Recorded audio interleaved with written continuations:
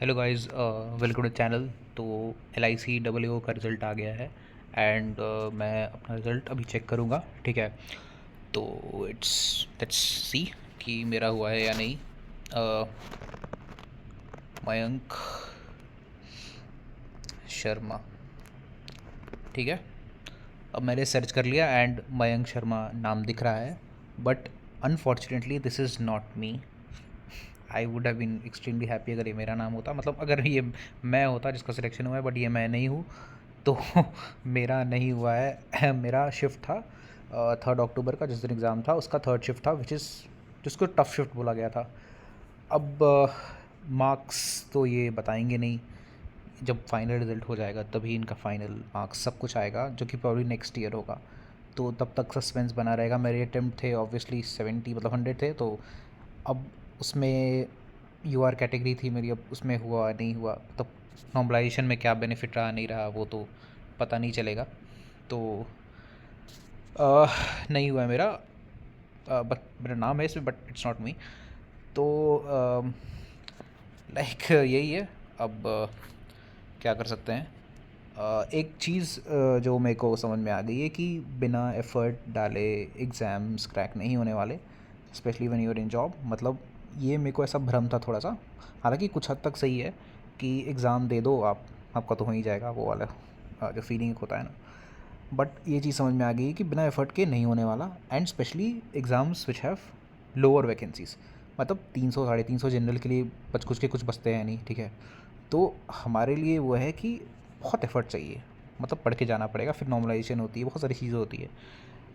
तो लो vacancy exam में बिना एफर्ट डाले तो नहीं होगा, ठीक है। अब बहुत लोगों ने प्री क्रैक भी कर लिया होगा, क्योंकि आई थिंक 7700 कैंडिडेट्स का सिलेक्शन हुआ है ऑलमोस्ट।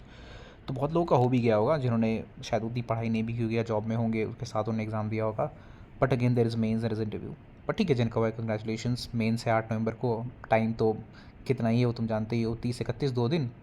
एंड 7 डेज़ तो 8 9 दिन है।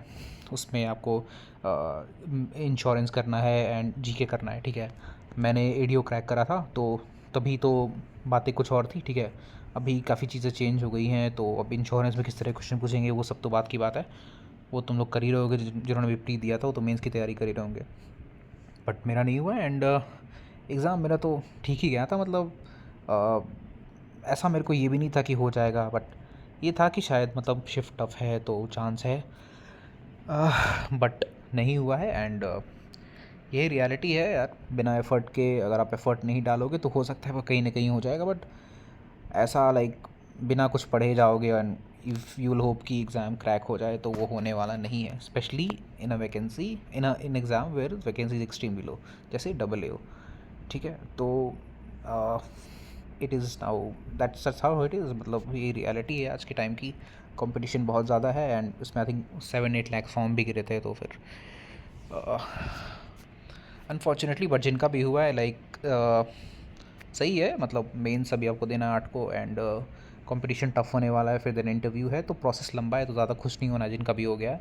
बट जिनका नहीं हुआ है फॉर देम इट्स लाइक ठीक है, नहीं हुआ है तो वैकेंसी कम है। जो स्पेशली जो न्यू एस्पिरेंट्स हैं ना, जो तैयारी जिन्होंने स्टार्ट करी, उनके लिए तो भाई कोई बात ही नहीं है, क्योंकि डब्ल्यू ऐसे भी लाइक इतना ये नहीं है कि जो बहुत ज़्यादा एक्सपेक्ट कर रहे होंगे रिजल्ट को। बट नाम देखने के बाद नहीं हुआ, तो मेरे को पहले तो डाउट गया था क्योंकि मेरा नाम मिल गया, बट मेरे को था कि यार मयंक शर्मा तो और भी हो सकते हैं। बट पूरे रिजल्ट में सिर्फ एक है और वो मैं नहीं हूँ, तो फिर वो मेरे को लगा कि चलो ठीक है। It was my duty to like make sure कि मैं रिज़ल्ट शेयर करूँ, क्योंकि मैंने एनालिसिस डाला था प्री का। तो ये था कि भाई रिज़ल्ट डालना है, एंड मैंने लाइक ये बना दिया कि भाई नहीं हुआ मेरा, और यही रियलिटी है, फैक्ट। तो अब that's how it is, unfortunate but true.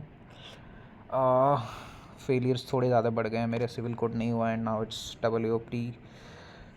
तो थोड़ा सा तो दुख हो रहा है, बट क्या कर सकते हैं, like that's how it is.